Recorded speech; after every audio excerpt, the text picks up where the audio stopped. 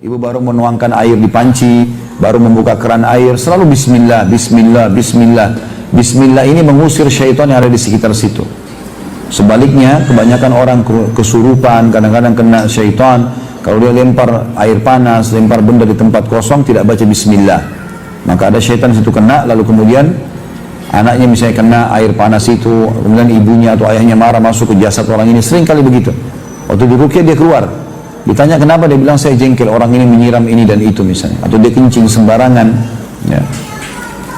Kemudian juga sebelum masuk kamar mandi atau dalam hati ketika membukanya di kamar mandi ya, ini ada footnote nomor 499. Kata beliau, pernah seorang jin merasuki tubuh penderita dan ketika jin itu ditanya kapan kamu memasukinya dan bagaimana, ia menjawab pada hari demikian ia masuk kamar mandi lalu membuka keran air panas, sedangkan aku berada di dalam keran, sehingga air panas itu membakarku.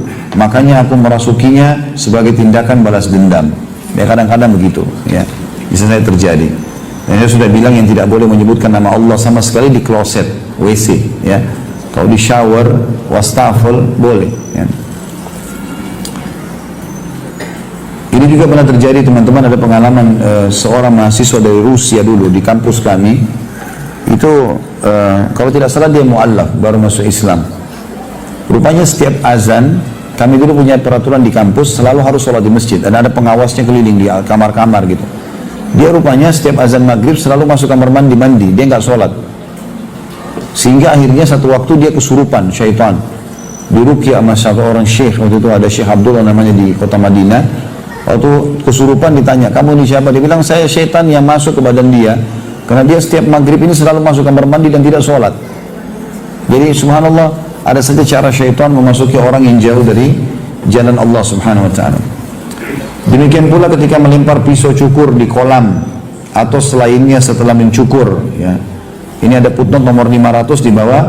Meskipun sudah diketahui adanya larangan mencukur jenggot karena hal itu menyerupai wanita, Rasulullah SAW telah melaknat dan dilaknat ialah dijauhkan dari rahmat Allah. Laki-laki yang menyerupai wanita dan wanita yang menyerupai laki-laki. Masih banyak lagi hadis dan dalil lainnya menunjukkan dosanya mencukur jenggot itu.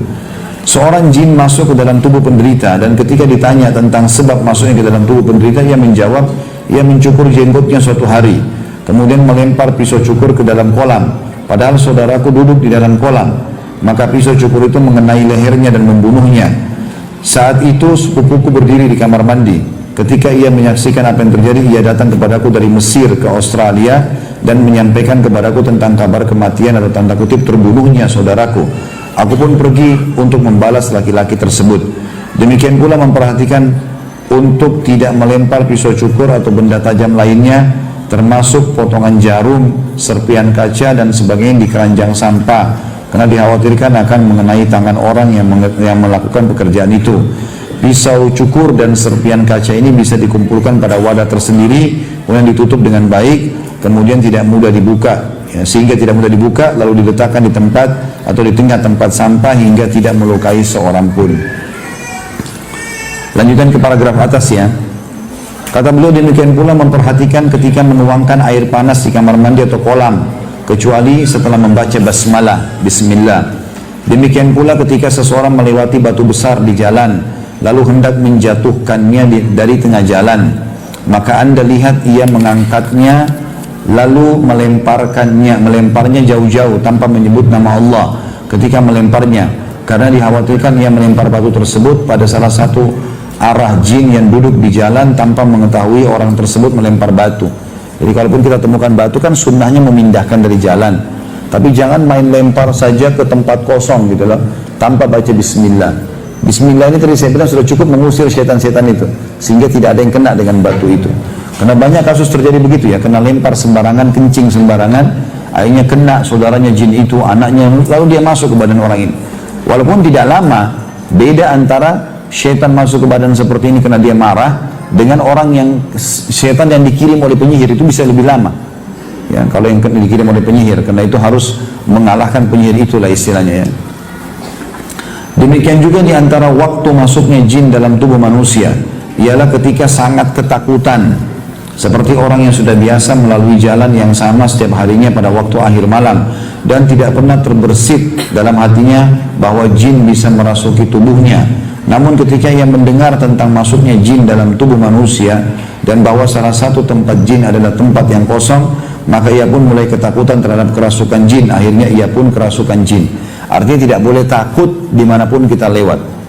Sedikit ada was-was, merinding, a'udzubillahi minasyaitonirrajim, ucapkan sampai hilang. Jangan takut. Kalau kita lewat sebuah tempat sunyi, kita takut nih, malah kita diam baca a'udzubillahi minasyaitonirrajim, a'udzubillahi minasyaitonirrajim. Sudah merasa tenang, kita jalan. Atau bisa sambil jalan kita membacanya, tidak usah takut. Itu cuma was-was saja, was-was syaitan. Kadang-kadang memang ada di antara syaitan yang mempermainkan manusia.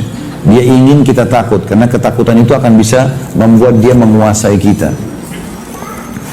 Demikian pula apa yang tersebar di kalangan banyak gadis, yaitu mereka masuk kamar mandi dengan membawa pemutar musik atau mendengarkannya dan menari, mengikuti alunan nadanya di dalam kamar mandi.